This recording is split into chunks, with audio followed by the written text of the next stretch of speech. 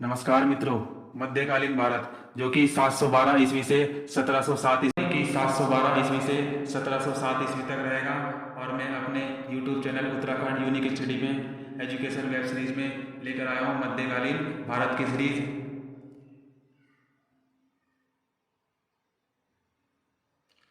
तो सबसे पहले मध्यकालीन भारत में होगा सबसे पहले मुस्लिमों का आक्रमण। और इससे पहले हम ऋग्वेद में उल्लेखित भरत कबीले के नाम पर हमारे देश का नाम भारत पड़ा। दुष्यंत के पुत्र भरत के नाम पर हमारे देश का नाम भारत पड़ा। और कुछ विद्वानों के अनुसार ऋषभदेव के ज्येष्ठ पुत्र भरत के नाम पर हमारे देश का नाम भारत पड़ा। ईरानियों ने हमारे देश को हिंदुस्तान कहकर संबोधित किया तथा यूनानियों ने इंडिया कहकर संबोधित किया। हिंद की जनता के संदर्भ में हिंद शब्द का सर्वप्रथम प्रयोग अरबों द्वारा किया गया। भारत का पहला सफल मुस्लिम आक्रमण 712 ईस्वी में अरब आक्रमणकारी थे और अरब आक्रमणकारी था मोहम्मद बिन कासिम। लेकिन इससे पूर्व उबैदुल्ला ने किया था, परंतु वह पराजित हो गया था और मारा गया था। इसलिए हम कह सकते हैं कि मध्यकालीन भारत में पहला मुस्लिमों का आक्रमण मोहम्मद बिन कासिम के नेतृत्व में हुआ था सफल। और अगर कहें असफल तो असफल इससे पूर्व उबैदुल्ला के नेतृत्व में हुआ था, जो कि पराजित हुआ था और मारा गया था। इस्लाम धर्म का उदय। मक्का सऊदी अरब में स्थित है। यहीं पर जो 570 ईस्वी में इस्लाम धर्म के संस्थापक या प्रवर्तक हजरत मोहम्मद का जन्म हुआ था। इसी कारण मुस्लिम अनुयायियों का पवित्र तीर्थ स्थल है। इनकी माता अमीना पिता अब्दुल्ला थे। चाचा अबू तालिब ने हजरत मोहम्मद का पालन पोषण किया। इनकी पत्नी का नाम खादीजा था। इनका कबीला कुरैशी और 610 ईस्वी में इन्हें हीरा पहाड़ी पर ज्ञान प्राप्त हुआ। इनका परिवार अल्लाह की बेटियों को पूजता था। 622 ईस्वी में मोहम्मद साहब मक्का से मदीना चले गए। इसी कारण 622 ईस्वी में मनाया जाता है हिजरी संवत। यहीं से हुई थी हिजरी संवत की शुरुआत। 630 ईस्वी में मक्का पर आक्रमण होता है और 632 ईस्वी में हजरत मोहम्मद साहब की हो जाती है मृत्यु। हजरत मोहम्मद साहब के उत्तराधिकारी को खलीफा एवं उनके साम्राज्य को खिलाफत कहा जाता था। 4 खलीफा हुए। अबू बकर 632 से 634, उमर 634 से 644, उस्मान 644 से 656 और चौथे हुए अली 656 से 661। अली के पुत्र हुसैन की हत्या करबला मैदान पर कर दी गई और हुसैन की मृत्यु पर ही मुहर्रम की शुरुआत हुई।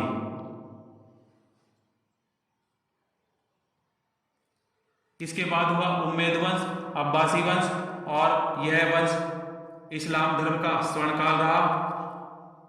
इसमें हुल्लाक ने 1258 ईस्वी में अब्बासी खलीफा की हत्या कर दी थी और हुल्लाक मंगोलियन नेता था। इसके बाद हुआ उस्मानी वंश और ओटोमन साम्राज्य भी रहा। और 1924 में मुस्तफा कमाल पाशा ने खलीफा पद को समाप्त कर दिया। भारत में अरबों का आक्रमण। तो उस समय इस्लामी खलीफाओं का शासन था। ईरान खलीफा अल हजाज खलीफा मंत्री था। अरब व्यापारी का एक जहाज समुद्री लुटेरों ने देवल बंदरगाह पर लूट लिया था। खलीफा वालिद के लिए कुछ उपहार भेजे जा रहे थे उस समय, और यह घटना बहाना मारकर खलीफाओं ने सेनापति अब्दुल्ला को भेजा 711 ईस्वी में, जो असफल रहा तथा पराजित हुआ और मृत्यु हो गई। यह बात खलीफाओं को पता चली। अब्दुल्ला की हार का पता खलीफा को चला तो मोहम्मद बिन कासिम के नेतृत्व में भारत में सेना भेजी और मोहम्मद बिन कासिम ने कूटनीति से काम लिया। मोहम्मद बिन कासिम 712 ईस्वी से 714 ईस्वी तक इसका शासनकाल रहा। भारत पर आक्रमण करने वाला पहला विदेशी मोहम्मद बिन कासिम था। मोहम्मद बिन कासिम के पिता की मृत्यु हो जाने के बाद इसका पालन पोषण इसके ताऊ ने किया और इसके एक ताऊ की बेटी थी जुबैदा, जुबेदा से शादी कर ली और सिंध पर अभियान किया।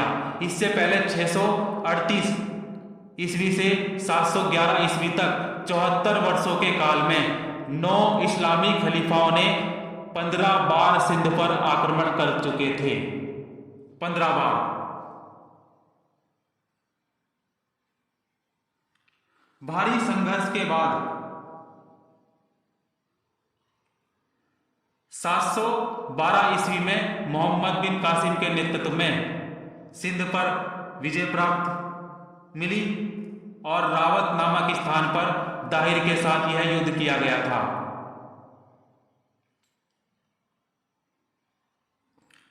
20 जून 712 ईस्वी को दाहिर मारा गया। उस समय सिंध का हिंदू शासक था दाहिर। दाहिर चचनामा साहसी राम की पत्नी सोहंदी का पुत्र था। इस युद्ध में दाहिर और जयसिंह लड़ते हुए मारे गए। हिंदू धर्म को आश्रय दिया था, बौद्धों को भी धार्मिक स्वतंत्रता दी थी।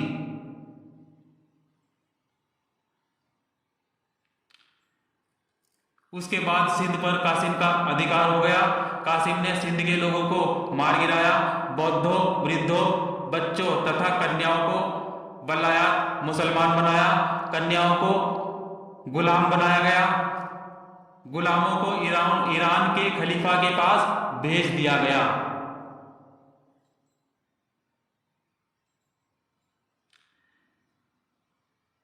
इसमें युद्ध में जो है बौद्ध भिक्षुओं ने भी सहायता की थी, मोहम्मद बिन कासिम की, और यह आक्रमण जल व थल दोनों पर किया गया था। सबसे पहले मोहम्मद बिन कासिम ने देवल बंदरगाह पर अधिकार किया। देवल बंदरगाह सिंध का मुख्य बंदरगाह है, वर्तमान में कराची शहर के पास स्थित है। सिंध के समुद्री मार्गों से व्यापार होता था और इस आक्रमण का वास्तविक कारण भारत में आर्थिक संपन्नता थी। देखो हमारा भारत कितना संपन्न राष्ट्र था।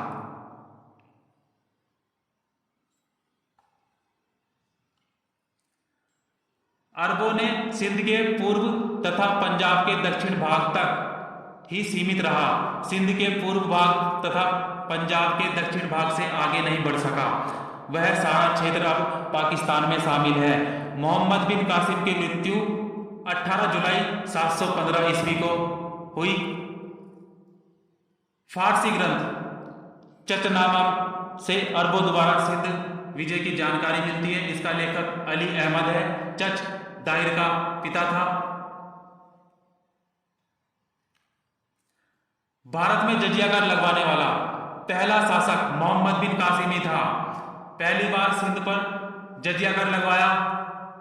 जजिया कर एक राजनीतिक कर है जो गैर मुसलमानों से लिया जाता था और कुल आय का 1/2 से 2/3 तक। जजिया कर विकलांग, विधवाओं, ब्राह्मणों को नहीं देना होता था। और मोहम्मद बिन कासिम भारत में स्वर्ण सिक्के चलवाए जो दिरहम सिक्के कहते। सिंध में मकतब स्थापित करवाए। मकतब प्राथमिक शिक्षा केंद्र। अरबों ने आगे बढ़ने का प्रयास किया लेकिन गुज्जर प्रतिहारों ने पराजित कर दिया। इस वंश का शासक हरिचंद था लेकिन वास्तविक संस्थापक नागभट्ट प्रथम था। इस वंश का महान शासक हुआ मिहिर भोज 836 से 885 ईस्वी। इसकी जानकारी पुलकेशिन सिंह द्वितीय के एहलोल अभिलेख से मिलती है। आक्रमण का प्रभाव पंचतंत्र का अनुवाद कालीला व दिमना नाम से हुआ और पंचतंत्र का लेखक विष्णु शर्मा है।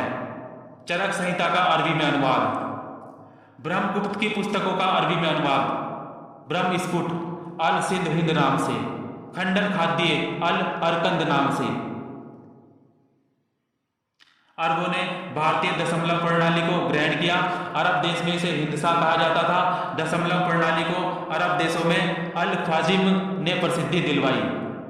यूरोप में इसे अरब संख्या पद्धति कहा जाता था।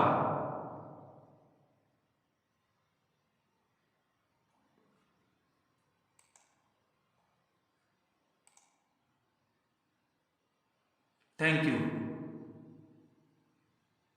और इसी के साथ